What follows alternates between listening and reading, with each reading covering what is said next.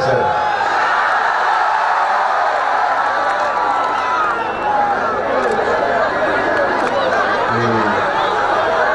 ഇത്രയും വലിയൊരു മഹാസമുദ്രം, ഈ സമുദ്രത്തിന്റെ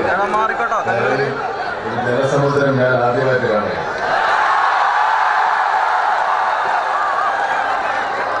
വളരെ സന്തോഷപൂർവമാണ്, വളരെ സന്തോഷത്തോടു കൂടിയാണ് ഞാൻ നിങ്ങളുടെ മുമ്പിൽ നിൽക്കുന്നത്.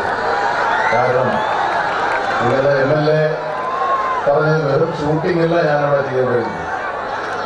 കാലം മുതൽ വൈകുന്നേരം വരെ ഒരാൾ ഇടി മുഴുവൻ കൊള്ളുക. അതാ ഇവിടെയൊക്കെ പൊട്ടിക്കും.